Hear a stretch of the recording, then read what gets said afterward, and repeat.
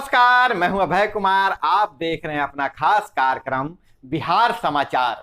बिहार समाचार में खबरें बिहार की, बातें बिहार की, देश दुनिया की तमाम खबरें जो आपको जानना जरूरी है। बिहार समाचार में हम खबर लेते हैं सत्ता के गलियारों से, पंचायत के गलियों से और गांव के चौपालों से, जो आपके जीवन को प्रभावित करता है। तो बिहार समाचार में हम पहली खबर ले रहे हैं शिक्षक भर्ती से। 7वें चरण में कक्षा 1 से 12 तक 2.25 लाख पदों पर आएगी वैकेंसी। बीच से फाइल लौटने के बाद शिक्षा विभाग इस पर विमर्श कर कैबिनेट में भेजेगा प्रस्ताव। शिक्षकों की भर्ती में हो रहा है बड़ा बदलाव। शिक्षक की भर्ती में बहुत बड़ा बदलाव होने वाला है। जो मेगा सूची तैयार किया जाएगा, जो परसेंटेज निकाला जाएगा, उसमें बहुत बड़ा बदलाव हो रहा है, जिसमें 1 से 5 तक के शिक्षकों के लिए मैट्रिक, इंटर और जो भी प्रशिक्षण का जो अंक आया है उसका बटाती, उसका औसत निकाल के 40% उसमें से लिया जाएगा और 60% सी टेट में जितना मार्क्स लाया गया होगा उसका लिया जाएगा। वहीं कक्षा 6 से 8 तक वाले में लिया जाएगा स्नातक और प्रशिक्षण वाला, जो भी बीए डीएलएड किए होंगे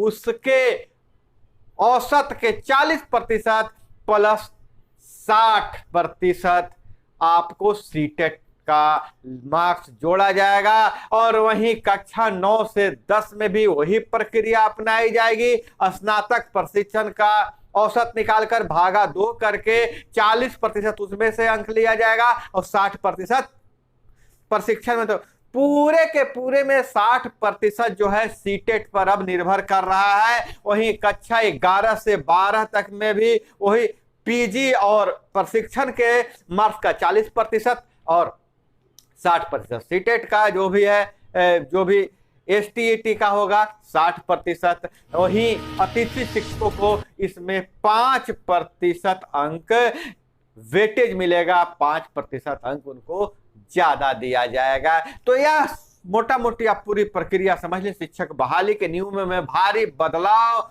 लाया गया है। और वहीं अगर हम बात करते हैं जहां बेगूसराय से बहुत बड़ी घटना आई है, बिहार के कानून व्यवस्था पर सवाल खड़ा हो गया है, लेकिन इस पर राजनीति भी गरमाई हुई है। लेकिन पुलिस अभी तक यह नहीं पता कर पाई है कि जो गोली चलाई गई है कौन से हथियार से चलाई गई है, देसी हथियार है या रेगुलर हथियार से चलाया गया है। और 60 पेट्रोलिंग प्रभारी के अलावा एफसीआईओपी के दरोगा और एएसआई को निलंबित किया गया है। अभी तक जांच से यह पता चला है कि एक नहीं 2 बाइक पर सवार थे गोलियां बरसाने वाले 4 अपराधी की बताया जा रहा है। संदिग्धों की पहचान के लिए 50,000 रुपए का इनाम घोषित किया गया है। लेकिन अपराधियों का मंशा क्या था? अपराधियों की मंशा क्या थी? दहशतगर्दी फैलाना?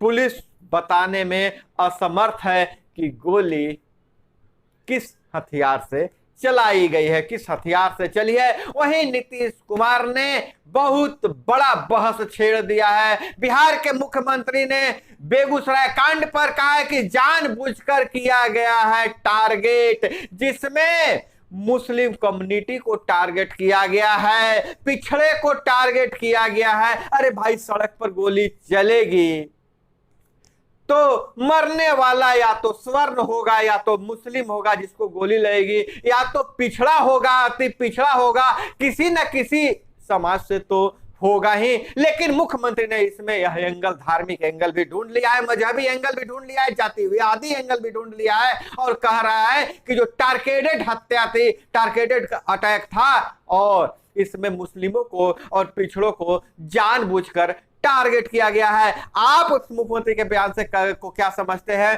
कमेंट में जरूर बताइएगा। क्या यह गोली जाति और धर्म देखकर चलाई गई थी? क्या अपराधी सुनियोजित था या सुनियोजित अपराध था? जरूर कमेंट में बताइएगा। मुख्यमंत्री का यह बयान नया बहस छेड़ दिया है। और अगर हम बात बोले बिहार में अभी सरकार बदलने के बाद राजनीतिक उठापटक जारी है और जिस पर नीतीश के अपने मंत्री भी सवाल उठा ही दे रहे हैं। ये चोरों की सरदार, चोर के सरदार वाले बयान पर नीतीश कुमार का बयान सामने आया है। हम तो कृषि मंत्री से मामला जानना चाहते थे लेकिन वो तो चले गए। सीएम ने मंत्री द्वारा उठाए गए भ्रष्टाचार के सवाल पर कहा क्या बात करते हैं, हम तो सबका सुनते हैं। वहीं मंत्री सुधाकर बोले लालू जी व तेजस्वी जी के कहने पर मंत्री बना हूं। कृषि मंत्री ने कहा, कृषि मंत्री तो कृषि विभाग के सारे अधिकारियों को चोर और खुद को चोरों का सरदार बताया था। तो बिहार की राजनीति कहां जा रही है। वहीं पप्पू यादव ने बड़ा हमला बोला है सुधाकर जी पर, मंत्री सुधाकर पर बड़ा हमला बोला है। वो औरंगाबाद जिले में ठनका पीड़ितों से मिलने आए थे और उन्होंने कहा है कि जब वे भाजपा में थे, भाजपा कोटे से मंत्री थे तो कहां सवाल उठाते थे। इनसे बचने की जरूरत है। सरकार बने हुए अभी 2 महीना ही हुआ है और अभी सुधार की गुंजाइश है। पप्पू यादव ने यहां तो कह दिया कि ऊपर से नीचे तक अफसरशाही हुई है, अफसरशाही हावी है, इसलिए सबसे पहले अफसरों को बदलना पड़ेगा। और खबर अभी आ रही है पंचायती राज विभाग से। हम खबर बात करें तो मुख्यमंत्री नीतीश कुमार ने जनप्रतिनिधियों से बात किया है, जो संबोधित किया है इंटरनेट पर वीडियो कॉन्फ्रेंस से संबोधित करते हुए मुखिया से कहा है कि हमने पंचायत सरकार भवन बनाया है और जिसमें वही हैसियत होगा पंचायतों में जो सूबे का मुख्यमंत्री का जो हैसियत है, वो सूबे के जो मुख्यमंत्री का हैसियत है वह पंचायत के मुखिया का हैसियत होगा। वार्ड सदस्य मंत्री होंगे और राज्यपाल की भूमिका में सरपंच होंगे। तो नीतीश कुमार ने कई सारे वादे किए हैं। पंचायतों में विकास के लिए कौन कौन सी योजनाएं चलाई जा रही है उसके बारे में बात किया और कहा कि फंड की कमी नहीं है, पंचायतों के विकास के लिए फंड जल्द से जारी किया जाएगा। नया रोड मैप तैयार किया जा रहा है और इस संबोधन को सारे जनपद मुखिया और उप मुखिया को प्रखंड मुख्यालय में सुनवाया गया था। जनप्रतिनिधि मुख्यमंत्री के संबोधन को सुना और जनप्रतिनिधियों ने लेकिन सवाल उठाया कि भाषण तो हमें कई महीनों से पिलाया जा रहा है लेकिन जमीन पर काम कब आएगा, योजनाएं जमीन पर कब उतरेगी। मुखिया के खाते में पैसे हैं, सफाई के मद में, स्वच्छता अभियान के मद में पैसे खर्च करना है लेकिन आदेश नहीं जारी हो रहा है। और वहीं वार्ड सदस्यों को कहा जा रहा है कि आप मंत्री का दर्जा आपको होगा, आप पंचायत में अपने वार्ड के विकास के लिए सभी निर्णय लेंगे लेकिन उनके लिए फंड ही जारी नहीं किया जा रहा है। तो ज्यादा आक्रोश है वही सरपंच साहब के लिए कहा जाए कि आपके अधिकारों में बढ़ोतरी की जाएगी लेकिन किसी तरह के नया नोटिफिकेशन, नया नियमावली अभी तक लागू नहीं किया गया है। यह सवाल उठ रहा है नियत और कथनी और करनी में और सरकार के नियत पर भी सवाल उठ रहा है। आप कमेंट में बताइएगा मुख्यमंत्री जी ने जो आज संबोधन किया है अगर आपने सुना है तो उस पर आपकी क्या प्रतिक्रिया है। और वहीं कर्नाटक में हिजाब का जो विवाद है थमने का नाम नहीं ले रहा है। हिजाब के समर्थन में तरह तरह के तर्क दिए जा रहे हैं तो हिजाब के विरोध में भी तरह तरह के तर्क दिए जा रहे हैं।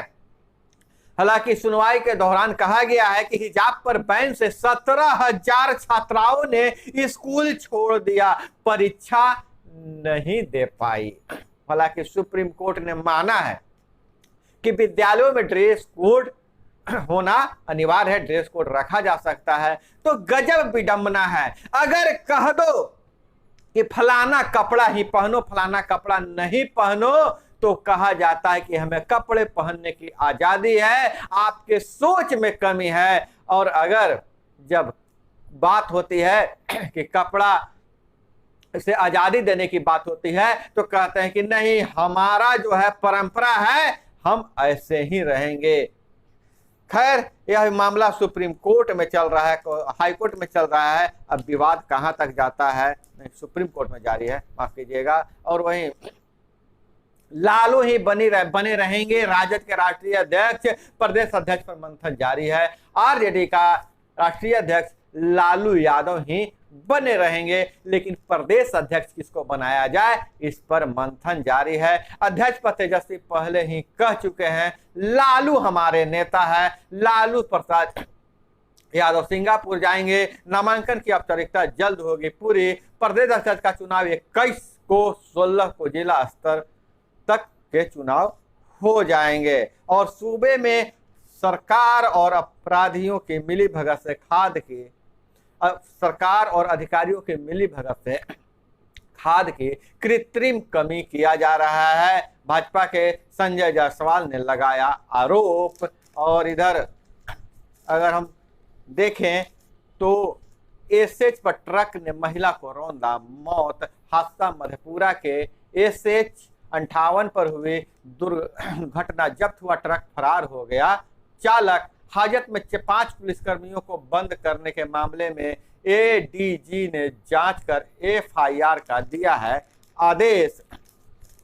और इधर पाकिस्तान में खींचतान, सरकार को बचाने नवाज शरीफ कर सकते हैं वापसी। और ईडब्ल्यूएस आरक्षण, याची ने कहा, बैल और शेर के लिए एक कानून बनाना उत्पीड़न है। दलितों का उत्पीड़न बताने को रामायण और महाभारत का उदाहरण दिया गया।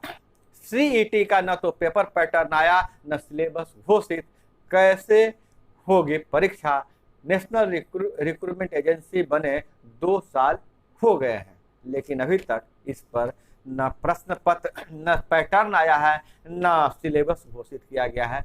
परीक्षा लेने की बात कही जा रही है, कैसे होगा। तो दोस्तों, यह थी वो तमाम खबरें जो आपको जानना जरूरी था, जो जिस खबरों से आपको अपडेट रहना जरूरी था। इसी तरह से खबरों के लिए जुड़े रहिए हमारे साथ। चैनल पे नए हैं तो चैनल को सब्सक्राइब कर लीजिए। वीडियो पसंद आए तो लाइक जरूर कीजिएगा। अपना बहुत बहुत ख्याल रखिएगा। मिलते हैं अगले वीडियो में। जय हिंद, वंदे मातरम।